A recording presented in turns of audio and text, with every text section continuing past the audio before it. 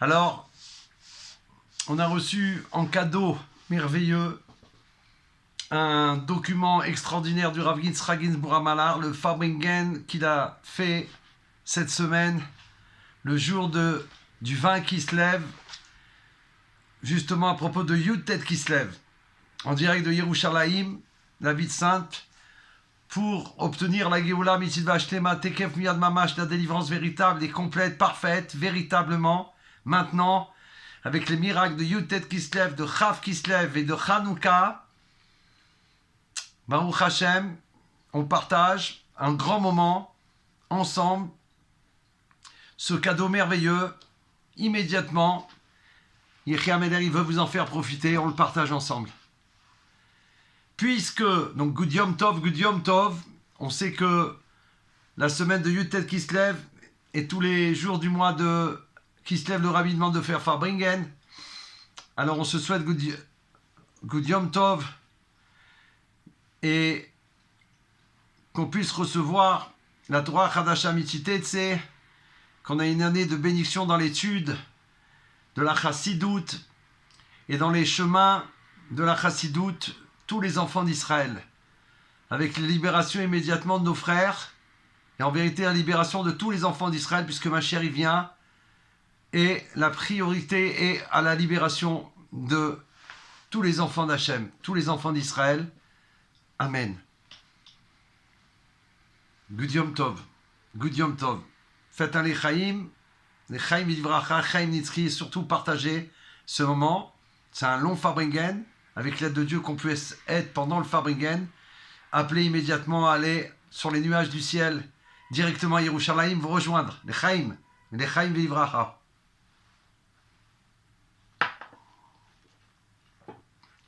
Donc, puisque c'est la nouvelle année de la Chassidoute, nous répétons la bénédiction habituelle selon laquelle puissiez-vous être inscrits et scellés pour une bonne année dans l'étude de la Chassidoute et des voies de la Chassidoute pour la vie éternelle et pour la vie victorieuse d'Ida Notzar, qu'il y ait une victoire.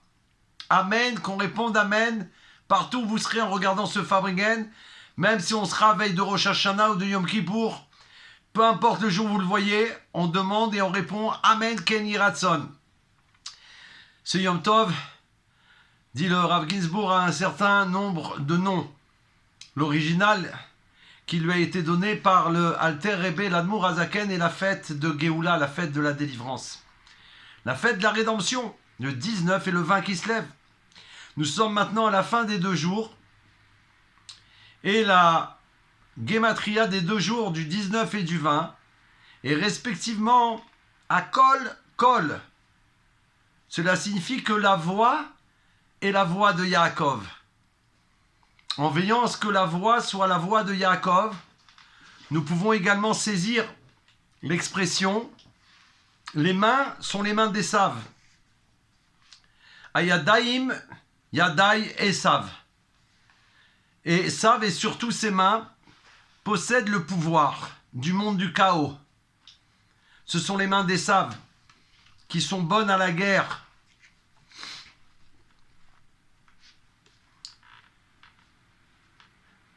La première, Gematria, le premier Akol, la voix qui s'écrit sans lettre Vav, et Kouf Lamed correspond à la voix silencieuse. La voix qu'on ne peut pas entendre. C'est la voix de la prière silencieuse. Le deuxième Kol, Kouf Vav Lamed, est la voix de la Torah qui doit être entendue dans le monde entier. Et c'est pour ça qu'on partage, afin que tout un chacun dans le monde entier, quand il tombera par la divine providence sur ce Farbringen, alors il entendra la voix de la Torah, qui va le réveiller, le sortir de sa torpeur et lui faire prendre conscience de faire ce qu'il a à faire, en tant qu'enfant d'Israël, bien évidemment, mais en tant que non-juif parmi les nations du monde. Les Shva Mizot de Noar, les 7 commandements des enfants de Noar. C'est une belle Gematria qu'on répète chaque année, le 19 et le 20, à Kol Kol. La voix est la voix de Yaakov. Et c'est l'année pour hériter de nombreuses lumières d'Esav, de les avoir et de le recevoir. C'était donc, quand c'était à ce moment-là, la paracha Vaishlach, on a lu le Shabbat, que Yaakov, il a envoyé des messagers à Esav. Je vivais avec Laban, et j'avais un bœuf et un âne. Yaakov dit à Esav, es-tu prêt pour la rédemption? Es-tu prêt pour la Géoula? C'est à toi que je parle, mon frère. C'est à toi, parmi les nations du monde. Es-tu prêt pour la Géoula? J'ai déjà réparé tout ce dont j'avais besoin. Mais toi, Esav, es-tu prêt à attirer les nombreuses lumières du chaos d'en haut? À ce moment-là, comme on l'a vu, on le voit dans la paracha Vayigash, il s'est avéré qu'à l'époque, lorsque Yaakov a confronté Esav, celui-ci n'avait même pas encore commencé sa rectification.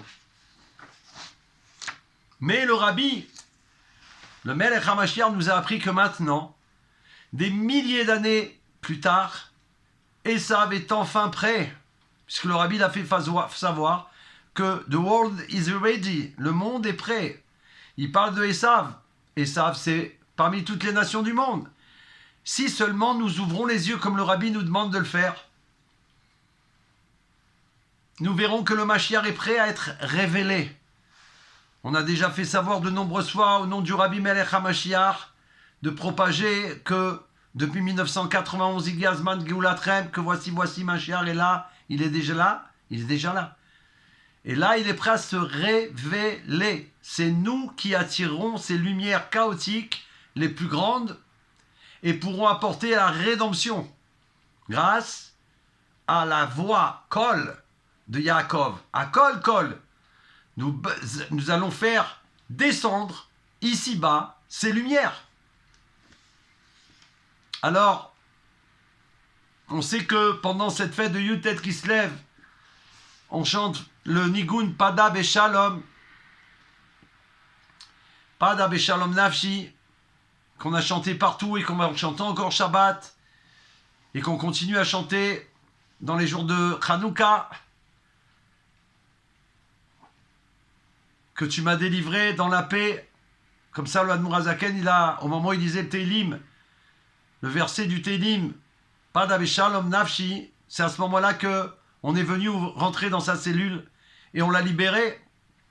Et il a été en plus reconnu que tout ce qu'on avait comme accusation sur lui, elles étaient toutes fausses. On lui a même demandé des excuses et plus que ça, on lui a demandé de ce qu'il faisait habituellement, de le faire et de le propager dans toute la Russie. Et aujourd'hui, c'est dans le monde entier, grâce à tous les rébéim, bien sûr. Alors, la fête de la Géoula, Chag à Géoula, Chag, la fête, quand on fait la Gematria, c'est 11. Et Géoula, c'est 45. La valeur la valeur du remplissage du nom essentiel, quand il est en entier, le nom de Hachem, Yud, Ke, Vav, Ke, en l'écrivant Yud, Yud, Vav, Dalet, Chet, Aleph, Vav, Aleph, Vav, et encore une fois, et Aleph. C'est aussi, la Gematria, c'est appelé Ma, le Shem Ma, le nom de Dieu divin, le nom divin Ma. Lorsque on ajoute le E au 45, à Géoula, qui devient 50, et la valeur totale de la fête de la rédemption, ça fait 61. 50 plus 11, Chag à Géoula, avec le E qu'on a rajouté le 5, égale 61. C'est quoi 61, nous dit le Rav Ginsburg? C'est la valeur du néant. Aïn, Aleph, Yud, Nun. Le Baal Shem Tov, le premier rabbi, enseigne que c'est ce néant qui naît pour faire la création. Nous devons être connectés à cette source, qui est notre mazal. notre source. C'est à cela où il faut tout faire pour retourner. Retourner, rentrer dans le néant et retourner jusqu'à la source de notre mazal. Chaque nation du monde a une source qui est une sorte d'être.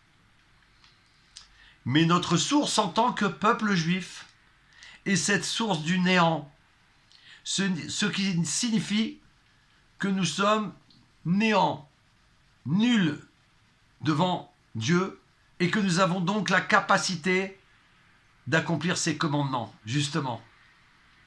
Extraordinaire. Le fait d'être complètement annulé, ne pas exister, alors oui, nous pouvons accomplir ses commandements. Le Maggid Mimezrich, qui a succédé au Baal Shem Tov, dit quelque chose de nouveau sur cette phrase, que le néant, le haïn, est le mazal d'Israël. Il dit que le néant, la haïn, est le juste, le tzaddik, l'homme pieux, qui est capable d'annuler entièrement son être devant Dieu. Il devient le mazal du peuple juif.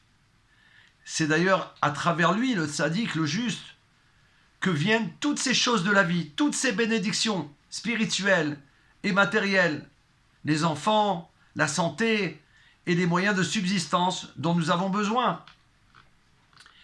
Ce tzaddik, qui est le néant, c'est lui qui attire ces bénédictions, des choses que nos propres mérites en tant qu'individus ne peuvent faire descendre ici-bas. C'est pourquoi on va voir un tzaddik, un juste. On va voir le rabbi, pour lui demander de prier également pour nous. Mais il faut faire les chaim, les amis. Les chaim et livracha. Quand arrive le Alter Rebbe, le successeur au Maggid Mimezrich, qui est un génie dans la dimension révélée de la Torah, outre le fait qu'il était aussi le maître des secrets de la Torah, il veut comprendre cette affirmation du Talmud, selon laquelle notre mazal est le néant. Dieu lui-même, contrairement aux autres nations du monde, il explique, en se basant sur les Tosafot, à 2 endroits du Talmud, que même si les sages ont déclaré que ces bénédictions qu'on a énumérées, les enfants, la santé, les moyens de subsistance, ne dépendent pas des mérites, le sens est que les mérites réguliers ne peuvent pas les attirer. Ça ne suffit pas. Mais il y a des mérites particuliers. Et un grand mérite peut changer le mazal. Un grand mérite est lorsqu'un juif accomplit quelque chose avec abnégation. Ce type de sacrifice de soi peut changer le mazal. Quel est ce grand mérite auquel fait référence l'Alter Rebbe? Le premier rabbi de Lubavitch. C'est son grand principe selon lequel une personne agit selon son propre pouvoir, selon sa propre capacité. Avoda bekoach atzmo. Cela donnera à chaque juif un grand mérite qui sera encore plus élevé que n'importe quel mazal. Incroyable. Une personne qui agit selon son propre pouvoir. Ce type de travail, cet avodat Hashem, lorsqu'on utilise ses propres forces pour servir Dieu et qu'on ne s'appuie sur personne d'autre, on est indépendant et ça nous permet d'aller au-delà de mon mazal, au-delà du mazal. Voilà le cadeau du Admour Hazaken qu'on découvre, en tout cas pour nous, ce soir. Pour moi, plus ou moins. Tout cela est lié au fait que la fête de la rédemption, Chag HaGeoula, qui est égale à 61 comme on l'a vu avant, la valeur de Haïn. Or, quand on appelle ça le remplissage de cette phrase, chaque mot écrit en entier, le remplissage de la phrase, la fête de la rédemption,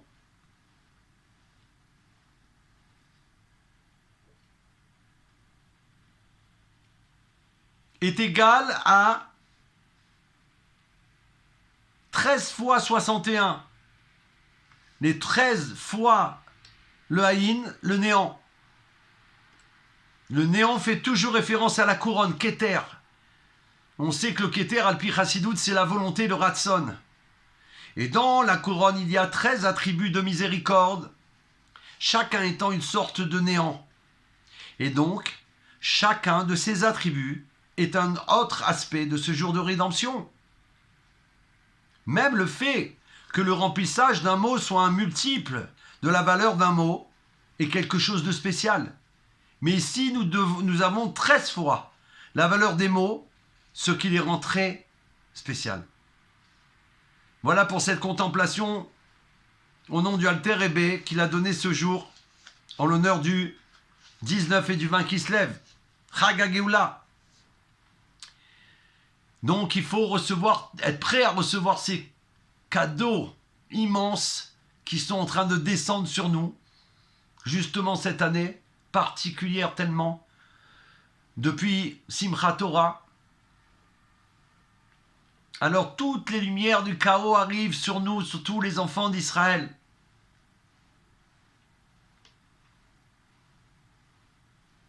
Il va rapporter une histoire selon laquelle Alter Rebbe a pointé du doigt l'un de ses grands chassidim et lui a dit qu'à ce moment-là, sa yechida, le niveau le plus haut de lui-même, qui est le singulier de l'âme, était révélé. Le 5e niveau, qui se révèle très rarement, notamment le jour de Yom Kippour, à la 5e prière, au moment de la Neila, pour donner un exemple. Et là, il lui a pointé de doigt, il lui a dit qu'il avait son niveau de la Yechida qui était révélé à ce moment-là. C'est ce qui arrive lorsqu'on travaille de manière indépendante en servant Dieu par son propre pouvoir. Merveilleux. Il faut qu'on change, les amis. Voilà ce qu'on reçoit comme cadeau. Il faut s'y mettre vraiment chacun avec son propre pouvoir. Avodat Hashem. Cette année 1784-2023, ces dernières lettres de l'année en hébreu sont P Dalet, ce qui, comme nous l'avons expliqué, ça signifie qu'elle est liée à la rédemption. Et donc cette année est particulièrement liée à la rédemption de l'Alter Rebbe, du premier rabbi de Lubavitch. Lorsqu'il sortit de prison, le 19 qui se lève, il dit « Je suis sorti en paix, pas d'Abé Shalom, et Hachem est la paix ». Quand on sort d'un conflit en paix, cela signifie que même ceux qui étaient contre lui font la paix avec lui. C'est ce qui s'est passé. Même ceux qui s'opposaient à lui ont fait la paix avec lui. Même les soldats de l'ennemi, comme ce verset a été dit à l'origine par David, le roi David, dans le contexte de sa guerre avec son fils bien-aimé Absalom, même les soldats qui soutenaient Absalom priaient pour qu'il y ait la paix et que David gagne. C'est ce que signifie beaucoup me soutiendront. Il faut une armée. Une armée. Le nombre peut faire référence aux nombreux partisans du rabbi ou aux nombreux soldats qui suivent le roi David. Ce n'est pas une grande nouveauté. La grande nouveauté est que même ceux qui ne sont pas ses partisans, ceux qui sont ou qui se sont opposés à lui, il y avait de grands rabbins comme Rabbi Chaim de Volojine ou le Chafetz Chaim, qui reconnaissait bien évidemment la grandeur de l'Alter Rebbe, un génie. Il y avait une différence entre ceux qui s'opposaient véritablement à l'Alter Rebbe, au premier rabbi de Chabad. C'était des modérés qui priaient pour l'Alter Rebbe. Ils savaient que ce qu'on disait de lui n'était pas vrai. Mais il y avait aussi ceux qui s'opposaient par méchanceté. Et ils ont dû faire la paix avec l'Alter Rebbe. Et puis, il y a aussi ceux qui voulaient combattre l'Alter Rebbe. Avec eux, il fallait beaucoup de temps pour les retourner. Comme le dit le rabbi de Lubavitch, le Melech HaMashiach, chaque fois qu'il y a une guerre dans le monde, il y a une chance que cette guerre devienne la guerre du Mashiach. Il est dit dans le Talmud que la 7e bénédiction de la Hamida concerne la rédemption, car les guerres ont lieu dans la 7e année du cycle shabbatique de 7 ans.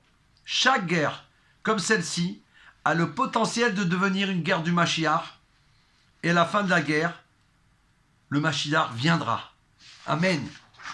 C'est ce que nous demandons dans le contexte de la guerre actuelle, dans laquelle nous nous trouvons, qu'elle devienne la guerre qui annonce l'arrivée du Mashiach. Il y a un verset qui suit les bénédictions de la Hamida. Pardon, guérison, rédemption. Pardon, guérison, rédemption. Mais les sages ont changé l'ordre.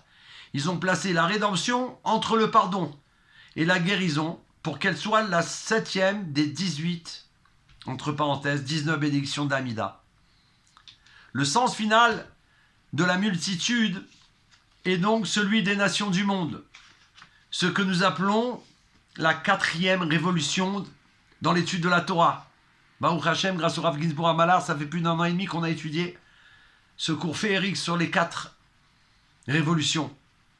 Lorsque l'Alter Rebbe était en prison, on lui a dit que la raison pour laquelle il avait été capturé et condamné à mort était parce qu'il révélait les secrets de la Torah. Pendant qu'il était en prison, il a reçu la visite de ses maîtres. Qui sont-ils? Le Maguid de Mezritch et le Baal Shem Tov. En prison, il les a reçus. Ils sont venus lui rendre visite. Et quand il les a vus, bien évidemment, il leur a demandé s'ils devaient arrêter d'enseigner. Puisque c'est pour ça qu'on l'a mis en prison. Alors il demande à ses maîtres, est-ce que j'arrête? Et ils ont répondu qu'au contraire, ils devaient enseigner encore plus abondamment.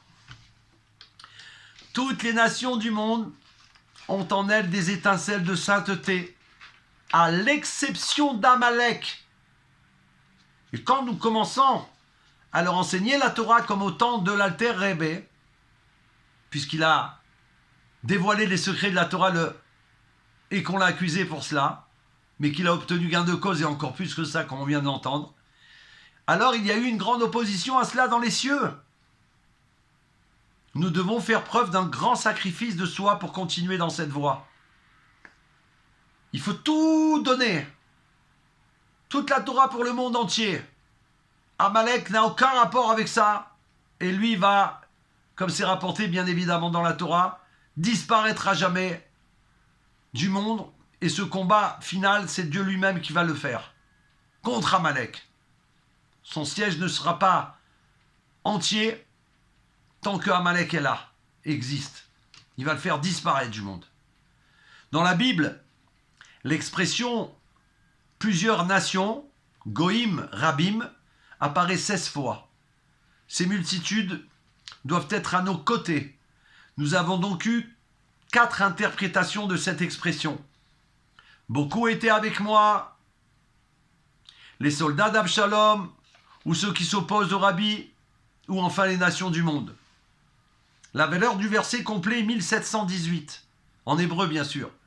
Il n'y a qu'un seul autre verset dans le livre des psaumes qui égale cette valeur, le dernier verset du chapitre 9, qui veut dire en français « Mais Dieu craint sur eux que les nations sachent qu'ils sont mortels pour toujours. » Les nations doivent être amenées à reconnaître qu'elles sont mortelles et qu'elles ne sont pas divines. Ce chapitre parle de la guerre du Mashiach.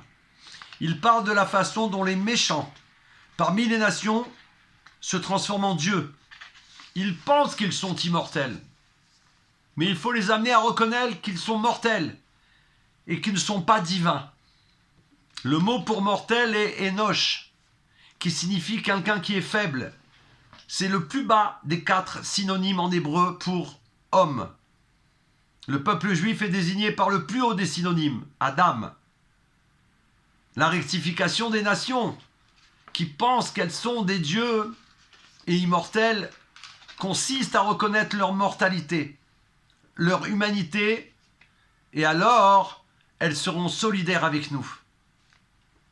Selon Rashi,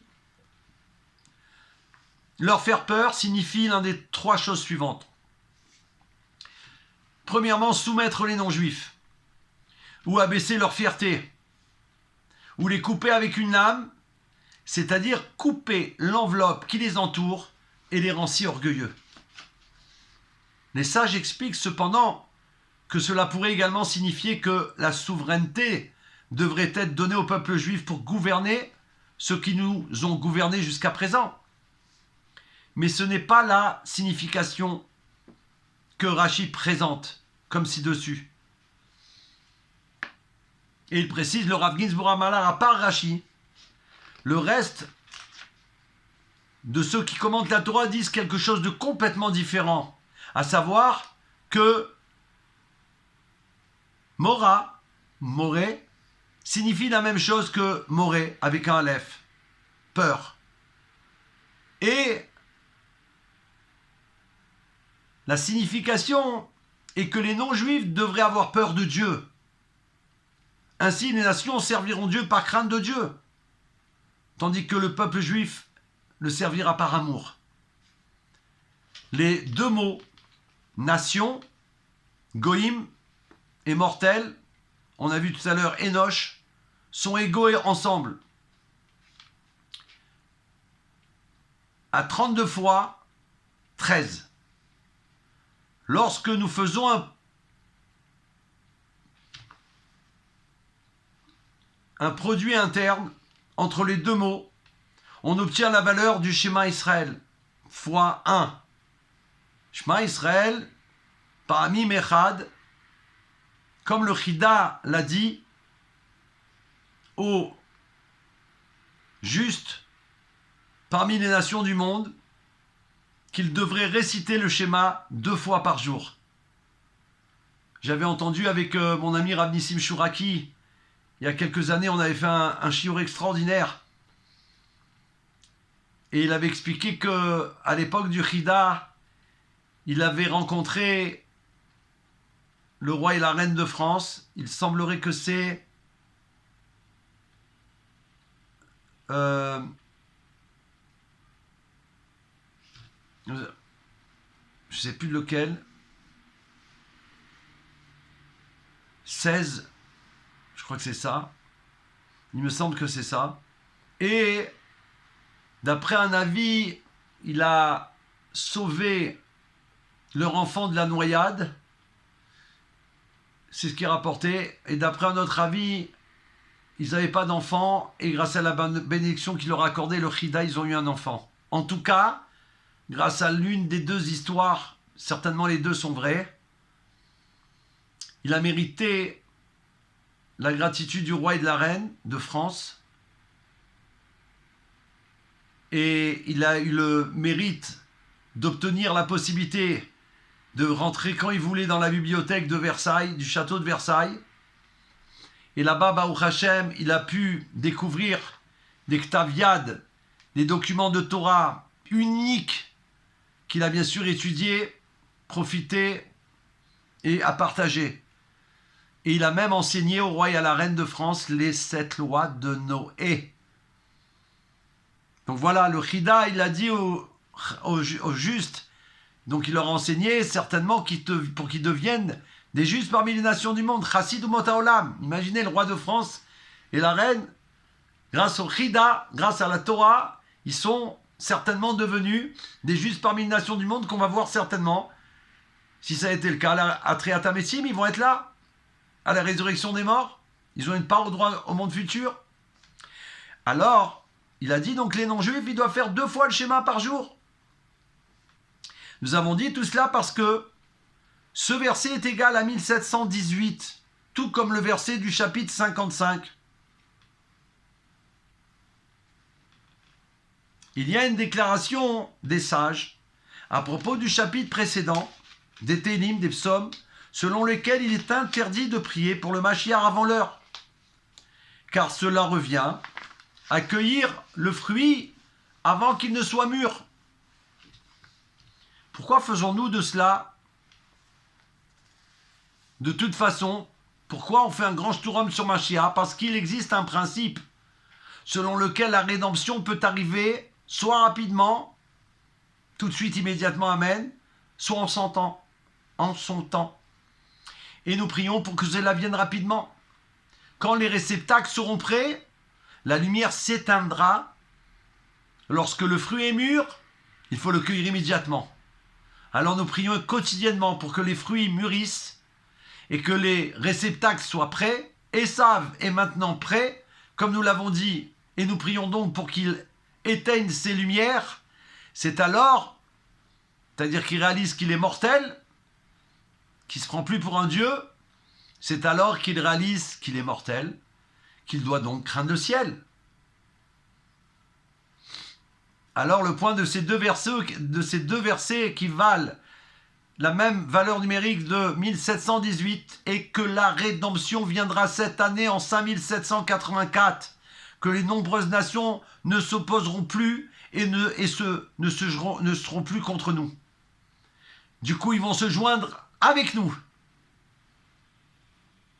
Ils vont nous venir en aide pour faire que cette rédemption, elle soit merveilleuse. Chaque année, on donne une nouvelle Gematria, Lechem Yivracha Chevre.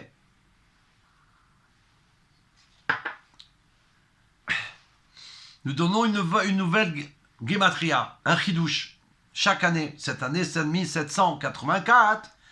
Alors il dit comme ça, comme dans le Nigun, il se termine par le chant très célèbre que les Français reprennent en français. Va'ani eftarba, va'ani eftarba, va'ani eftarba, en français. Et moi j'ai confiance en toi, et moi j'ai confiance en toi, j'ai confiance en toi. Cette année, nous expliquons que le mauvais penchant, qui change chaque année d'apparence et de nom aussi, pour qu'on ne le reconnaisse pas. Il en va de même pour Amalek. Il y a une discussion dans la loi juive, dans la halakha, pour savoir si nous pouvons ou non recevoir des convertis d'Amalek. En tout cas, l'Amalek qu'il faut éradiquer change de nom à chaque génération. Il s'appelait Amalek, c'est une nation qui n'existe plus. Mais quiconque veut détruire le peuple juif est considéré comme Amalek, selon la halakha. Donc nous savons qui c'est, qui est Amalek. Dans la génération précédente, son nom était Nazi. C'était eux, Amalek. Ils avaient changé de nom. Mais maintenant, même si nous avons de nombreux ennemis, son nom est Hamas. Ce qui équivaut exactement à « Je te ferai confiance ». Va'ani eftarba. C'est pourquoi nous allons maintenant chanter à nouveau cette chanson. Et chacun de nous aura en tête cette Gematria. Et à chaque fois que nous prononcerons ces mots, alors on va éradiquer du monde Amalek. Va'ani eftarba, va'ani eftarba, va'ani eftarba, va'ani eftarba, va'ani eftarba, eftarba, eftarba. On annule complètement du monde pour l'éternité en chantant Va'ani eftarba. Ce que nous venons de dire peut être une campagne, a priori, auprès de nos frères de Tzahal. Ils devraient chanter cette chanson. Et moi, j'ai confiance en toi. Et moi, j'ai confiance en toi. Puis aller l'interpréter.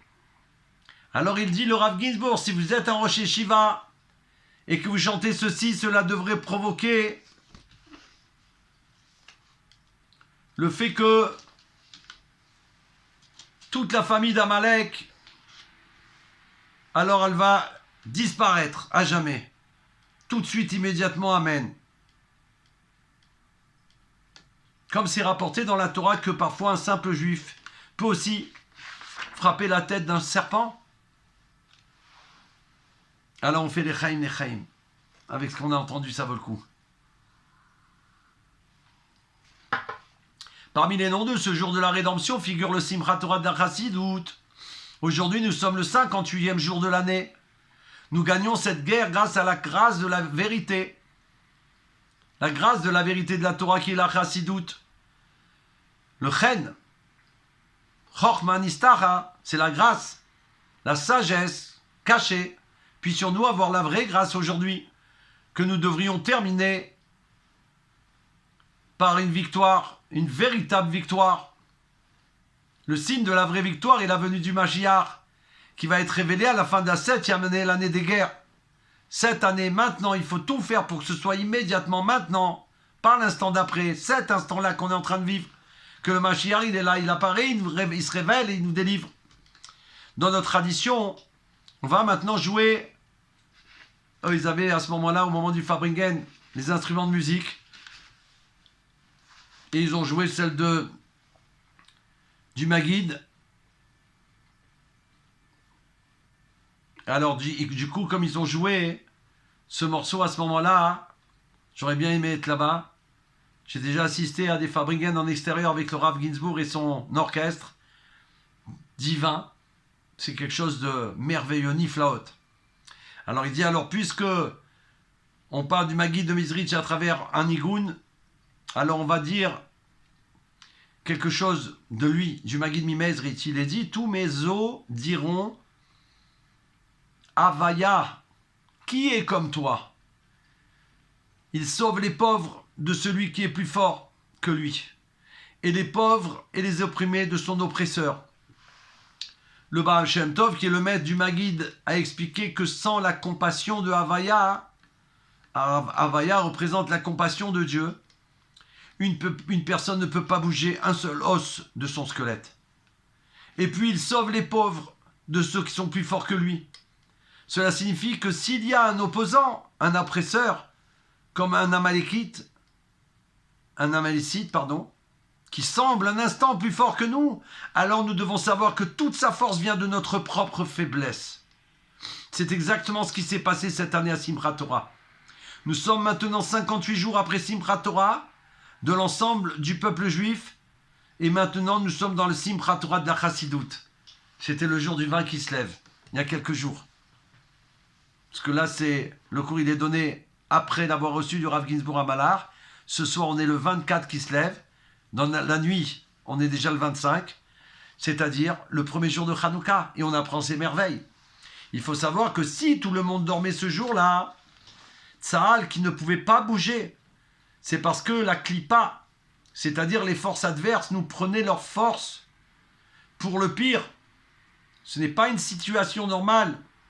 Alors on doit faire tchouva du fait qu'ils ont pu faire cela pour nous permettre, pour nous prendre nos forces.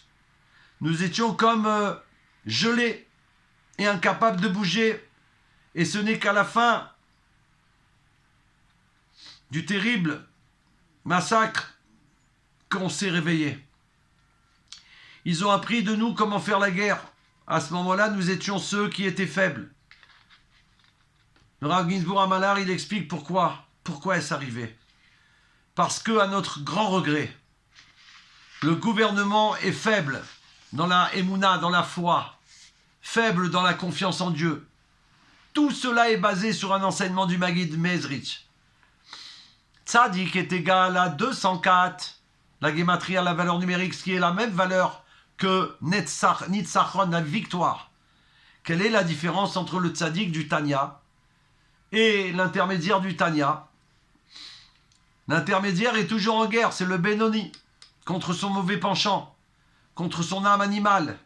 Mais le tzaddik est quelqu'un qui en est déjà victorieux.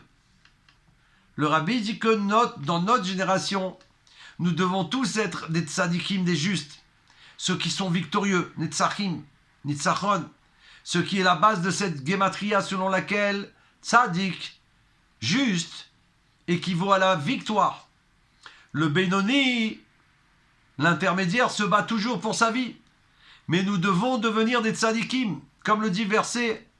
Votre peuple sont tous des tzadikim, des justes. Tous les soldats sont des tzadikim, des justes qui sont victorieux. Amalek est même en chacun de nous. C'est le mal intérieur qu'il faut éradiquer. Les deux sphirotes, la victoire et la reconnaissance, sont comme les deux moitiés d'un seul corps. Le signe que je suis victorieux, c'est que l'autre camp se rend. Il admet qu'il est le méchant, tout comme Pharaon l'a fait. Dieu est le tzaddik, je suis le méchant. Sans les deux côtés, la victoire n'est pas complète. Il faut qu'elle soit reconnue. Mais le Maguid précise qu'il existe deux types de reddition, deux types de reconnaissance. Il y a une reddition temporaire. Pour le moment, il n'y a d'autre choix que de se rendre. Mais il attend la première occasion de riposter. Mais il y a un véritable abandon. Lorsque Pharaon se rendit, ce n'est que temporaire. Il le regretta immédiatement. La véritable soumission est ce que fait le Machiar, fils de Joseph, Machiar ben Yosef. Le niveau de victoire le plus bas est connu sous le nom de cessez-le-feu. Ah là là, c'est incroyable. Afsakat Esh. Même une reddition forcée ne se produit pas pendant un cessez-le-feu. L'autre camp ne concède rien. Ce n'est pas du tout une vraie victoire. Nous avons donc jusqu'à présent une victoire de cessez-le-feu qui n'est pas réelle, car la victoire doit être liée à la reconnaissance. La victoire est masculine et la reconnaissance est féminine. Et s'ils ne se joignent pas, alors c'est comme si on répandait des graines. Un cessez-le-feu peut durer longtemps, mais si l'ennemi reconstitue ses forces, il ne s'est pas du tout rendu. Il n'a aucune idée de ce que nous appelons la 4e révolution dans l'étude de la Torah. Il ne s'intéresse pas du tout à la Torah. Ce n'est pas du tout une victoire. C'est une victoire stérile. C'est faux. Ensuite, il y a la victoire lorsque l'ennemi est contraint de se rendre, mais il n'est pas du tout d'accord avec nous. Ensuite, il y a une autre victoire, la victoire qui atteint jusqu'à la sphira de la compréhension, qui descend et s'étend jusqu'à la reconnaissance, jusqu'au niveau de Hod. Pour atteindre un état de véritable reconnaissance, nous devons d'abord parvenir à la compréhension. C'est un aspect du Mashiach. Le Rambam Maïmonide écrit que le Mashiach doit d'abord vaincre tous les ennemis autour de nous. Et alors seulement il pourra combattre Amalek. La victoire sur les ennemis que nous entourent consiste à s'éloigner de la compréhension jusqu'à la reconnaissance, là où l'ennemi lui-même admet qu'il est mauvais. Mais ensuite, il y a la victoire sur Amalek, qui est remportée par le Mashiach, fils de David. Il fait descendre cela de la sphira de la chorma, la sagesse, du principe père. Ceci est connu dans la pensée chassidique comme la sagesse parmi les nations. Croyez-le, Torah parmi les nations, n'y croyez pas. C'est la victoire complète sur Amalek. Après tout, c'est-à-dire si on dit que les nations du monde, ils ont une grande sagesse dans les domaines du monde, on peut le croire.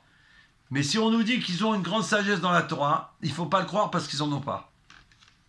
Après toutes ces victoires, il y a 4 types de victoires. C'est les 4 aspects du tzaddik. Et il y en a un 5e qui tire jusqu'à la reconnaissance de la couronne. C'est à ce moment-là que le Mashiach est capable d'éradiquer tout le mal en réalité. Le mal qui était le résultat du fait qu'Adam et Chava mangeaient de l'arbre de la connaissance. C'est alors que le Mashiach éradiquera de la réalité l'ange de la mort.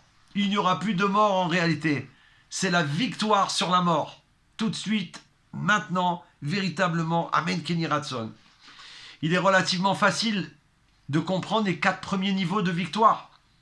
Mais la victoire sur l'ange de la mort est plus difficile à comprendre.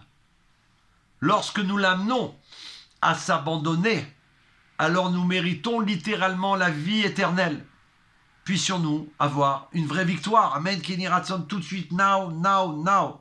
Merci Rav Ginsburg Amalar, merci Hachem, merci Admour Azaken, merci au Baal Shem Tov, merci à tous les Rebbeim, merci à tous les tzadikim, merci à nos pères, au Avot Akdoshim, Avram, Yitzhak et Yaakov. Grâce à vous, on est arrivé jusqu'au Baal Shem Tov, jusqu'au Magid, jusqu'au Admour Azaken, à son fils, l'Admour Emsaï, jusqu'au Rabbi Tzemar Tzedek, son petit-fils, et ensuite le Rabbi Maharash, les Chatrila Riber, ensuite le Rabbi Rachav, et le père du Rabbi précédent, ensuite le Rabbi précédent, et dans notre génération le roi Mashiach. Et maintenant, encore on a chanté, Baruch Hashem, les 3 mélodies, et le Rav, il a demandé qu'on fasse les Chaim pour la vie éternelle, tout de suite, immédiatement, Amen. Et il y a une autre histoire, une belle histoire qui relie le Magid, l'Alter Rebbe et le Harizal. On sait que le Magid, est celui qui a demandé à son disciple bien-aimé, l'Alter Rebbe, d'écrire le Shulchan Aruch. Un projet spécial que le plus grand des disciples, comme Pinchas, le Baal Ha'aflacha, a pris sur lui d'écrire quelque chose dans la dimension révélée de la Torah. Récemment, après la chute de l'Union soviétique, le dossier original contenant les dossiers d'interrogatoire du Alter Rebbe a été découvert. Cela incluait l'implication du tsar dans sa procédure. La personne qui a signé l'accusation contre l'Alter Rebbe était Hirsch ben David. La personne qui a signé l'accusation, une deuxième fois, s'appelait Avigdor ben Chaim, le rabbin de Pinsk. De quoi Hirsch accuse-t-il l'Alter Rebbe? Que l'Alter Rebbe et la Chassidoute en général soutiennent la Révolution française. À partir de ce moment-là, la Révolution française a tout changé dans le monde.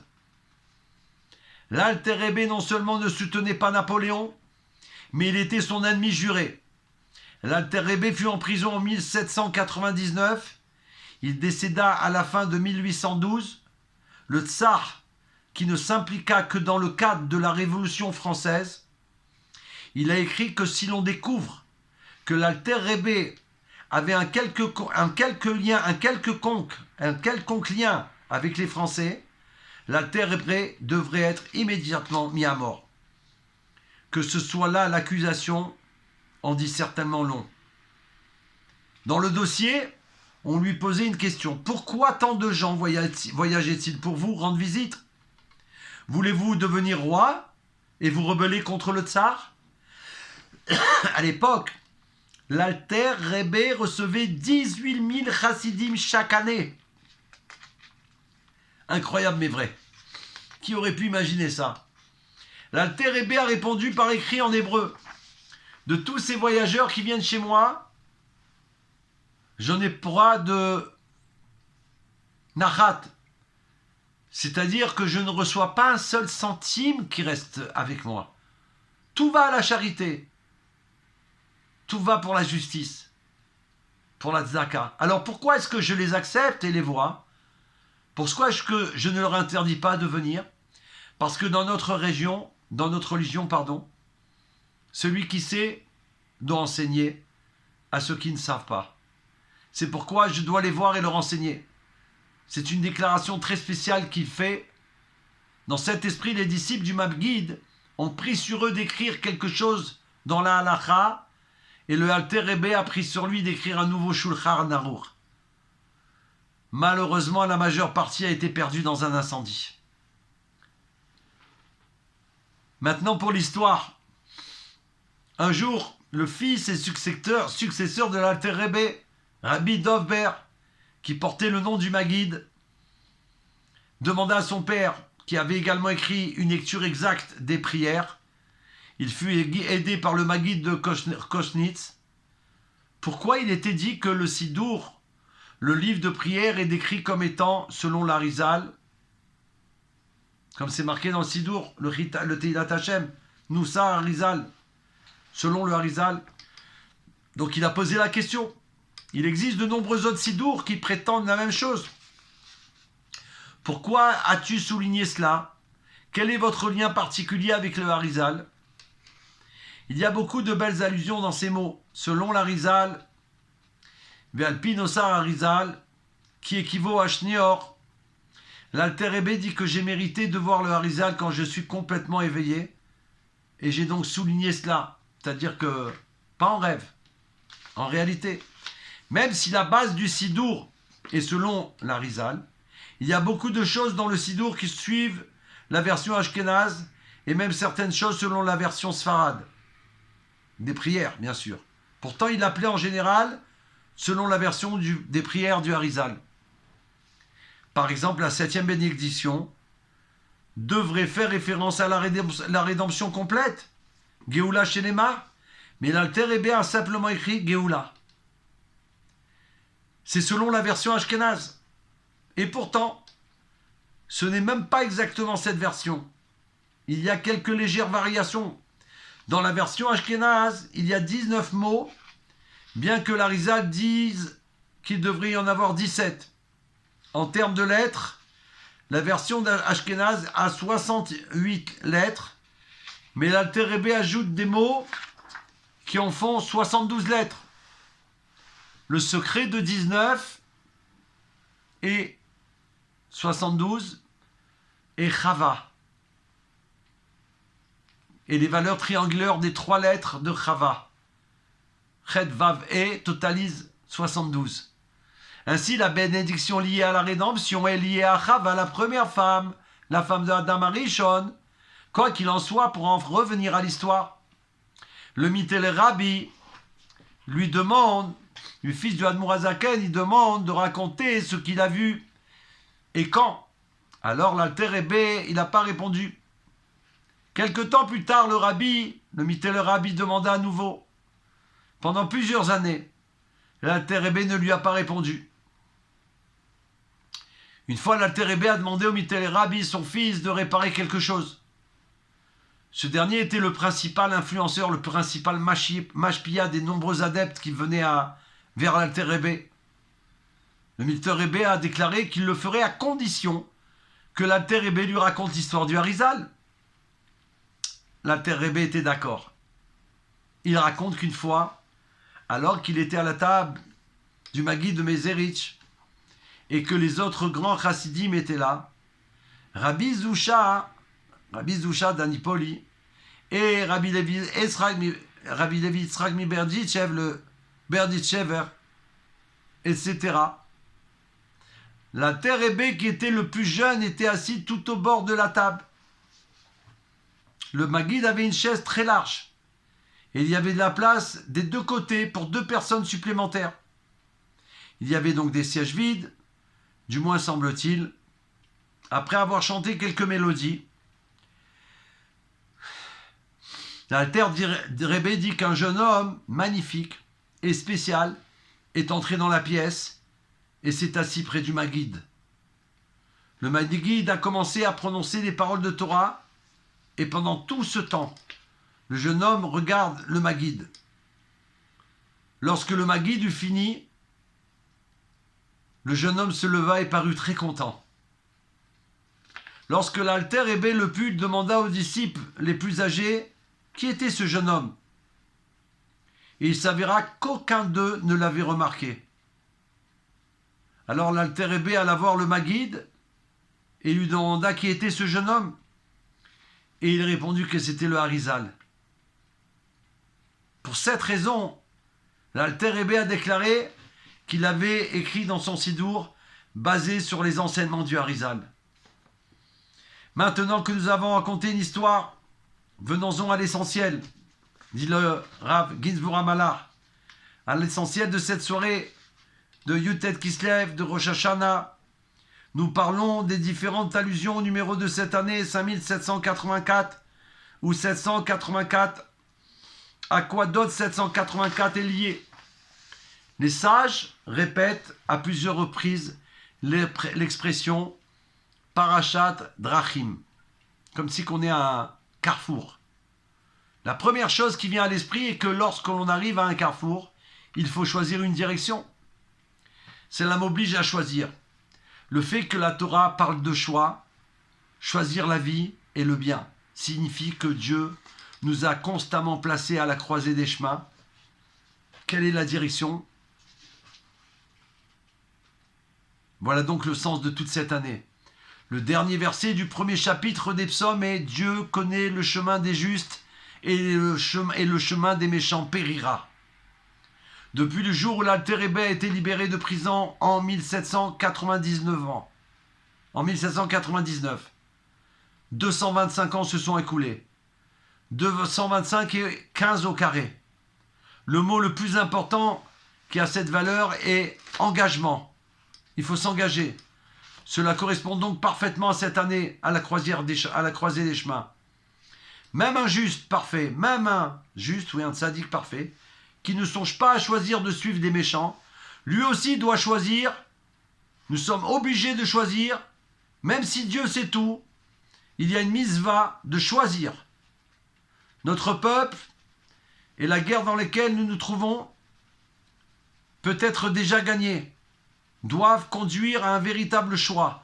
Le peuple juif se trouve à la croisée des chemins et doit faire le choix de suivre une nouvelle voie. Nous ne savons pas exactement où aller, mais nous savons désormais que nous sommes à un carrefour. Nous devons choisir ce que nous voulons faire de notre vie. En clair, lorsqu'on arrive à un carrefour, il faut choisir. Comme les sages expliquent, comment explique-t-il cette phrase? Que c'est un endroit où l'on peut être sauvé.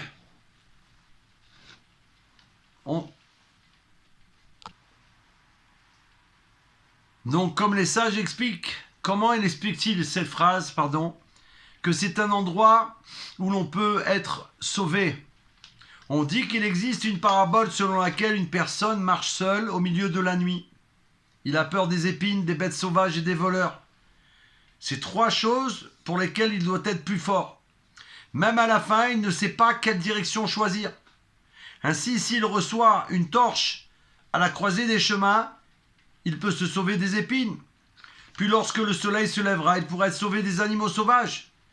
Mais il ne sait pas encore dans quelle direction aller. Cela signifie qu'il ne sait pas encore quel est le but de sa vie. Lorsqu'il arrive à un carrefour, il sait déjà dans quelle direction aller. Alors les sages demandent, qu'est-ce qu'un carrefour? Le Rav Chisda, Rav Nachman et Marzou Tara, qui selon le Maharal sont la bonté, la puissance et la beauté, chacun des sages répond à cette question. Tous ces chemins sont des chemins qui peuvent être suivis par un érudit. Aujourd'hui, nous voyons qu'il y a des universitaires de gauche qui y croient. Ce sont évidemment des bons juifs. Suivre votre côté gauche signifie que la gauche est votre droite. Le Rav Chisda dit que le carrefour est comme un érudit à la fin de sa vie. Cela signifie qu'il a exécuté tous les commandements du mieux qu'il a pu et qu'il est prêt jusqu'à la révélation finale du Gan Eden. Il est prêt à disparaître. Que Yaakov vienne entier à Shrem. C'est comme cette opinion sur le carrefour. Quel pourrait être le jour du décès avant qu'une personne meure réellement? Quand une personne tue son estime de soi, son ego, sans rien attendre, à la croisée des chemins, il faut être très sûr du chemin que l'on suit. Donc on a compris comment ça peut arriver quand on élimine son estime de soi, son ego, sans rien attendre. Alors il faut être très sûr du chemin que l'on suit. De l'avis du Rav Chisda, le Maharal dit que c'est la bonne voie, que c'est la voie de la bienveillance. Rav Nachman bar Yitzhak pourrait dire que le carrefour est le savant avec la crainte de Dieu. S'il y a un érudit de la Torah qui est rempli d'une véritable crainte de Dieu, il est prêt. La peur de pécher est certainement une forme de peur. De là, nous comprenons que la gauche est une érudite, un érudit, la gauche au féminin en français, est un érudit qui a peur du péché. Et la troisième option est celle de Marzoutra, l'exilarque, qui est de la maison de David. Il dit qu'un carrefour est un érudit qui, lorsqu'il apprend le Talmud, le comprend selon la règle acceptée. À propos du roi David, il est dit que la halakha suit partout sa décision. Quelqu'un comme Marzoutra dit que si vous suivez correctement la halakha, vous pouvez être sûr que vous ferez le bon choix à chaque carrefour. C'est l'opinion la plus intéressante et c'est celle que nous voulons adopter pour nous-mêmes. Être certain de mon chemin, sentir que, et j'aurai confiance en toi, Va'ani Iftarbar, Va'ani Iftarbar, c'est ce que nous appelons, avoir une inspiration divine qui vient directement du Keter, de la couronne, du Ratson d'Hachem, de la volonté. C'est l'une des trois principales mentions de carrefour chez les sages. Une fois que vous avez bien choisi un carrefour, vous avez alors une véritable confiance intérieure. L'autre fois où les sages mentionnent un carrefour, c'est dans le Talmud, Eruvin 53b, qui est la base de la page de titre du Tanya. Là, l'Alter Rebbe a écrit que le but du Tanya est d'expliquer comment les commandements de Dieu sont très proches de votre bouche et de votre cœur, dans un chemin long et court. Le rabbi Yoshua ben Hanania, qui a remporté ces débats avec les philosophes d'Athènes, dit que seuls 3 ont gagné contre moi, une femme, une jeune fille et un jeune garçon. Le plus important d'entre eux est le jeune garçon, qu'il rencontre à un carrefour et lui demande quel est le chemin pour aller à la ville.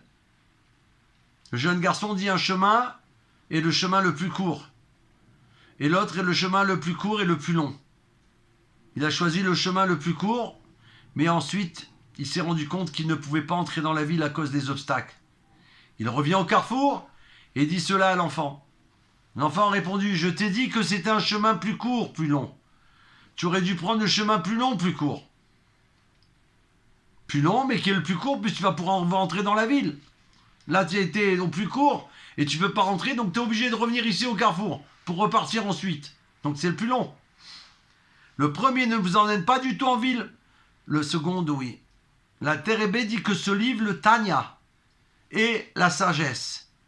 De suivre le chemin le plus long et le plus court. Une sagesse plus grande que la sagesse de Rabbi Yoshua, qui est connu comme le sage parmi les Juifs.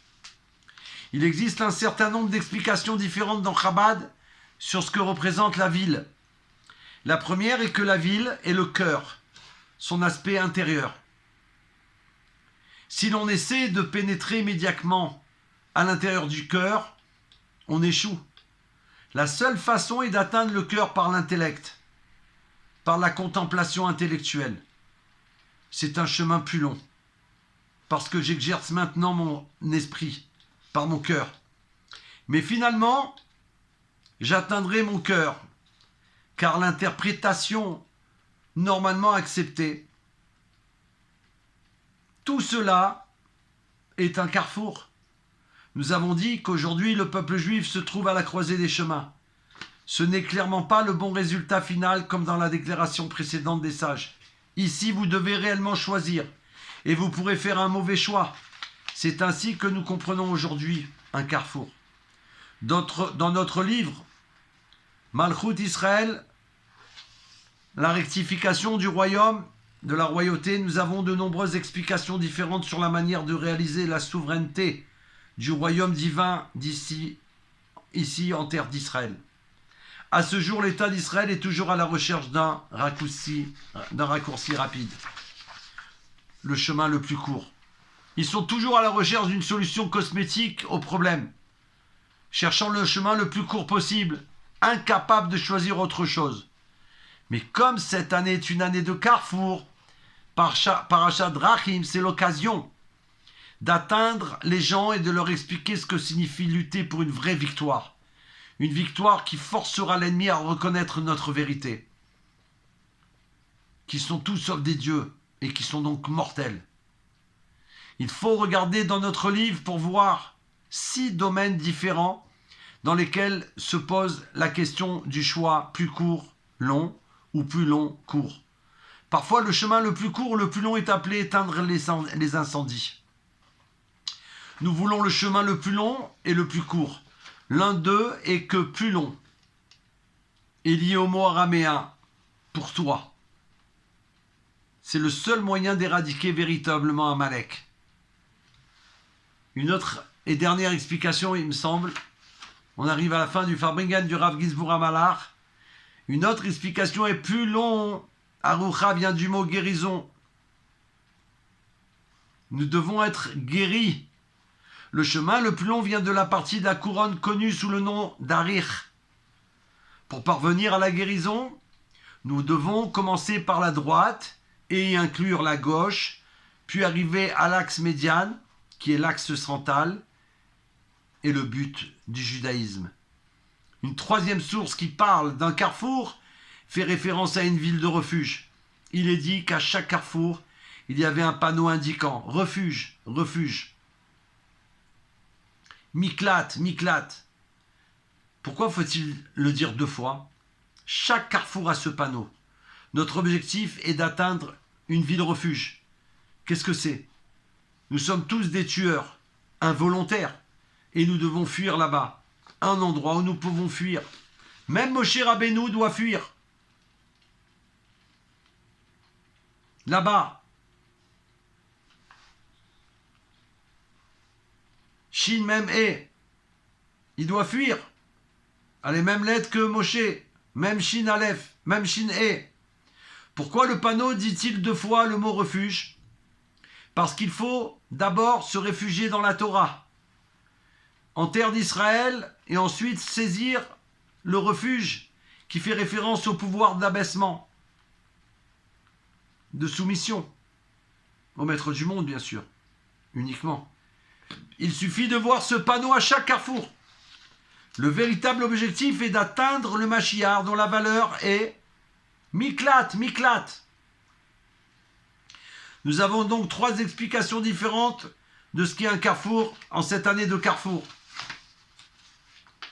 Notre matriarche, Léa, a entendu à un carrefour qu'elle épouserait Esav. Mais ensuite, elle s'est assise là et a commencé à se demander qui était ce personnage d'Esav. Et quand elle a compris qui il était, elle a commencé à pleurer. Qu'elle devrait épouser un homme méchant comme Esav. C'est un signe pour nous, peuple juif, que nous sommes le féminin. Avec qui allons-nous nous marier? Esav ou Yaakov? Yaakov porte maintenant les vêtements d'Esav. Comme nous l'avons dit, que la voix est la voix de Yaakov et les mains sont les mains d'Esav.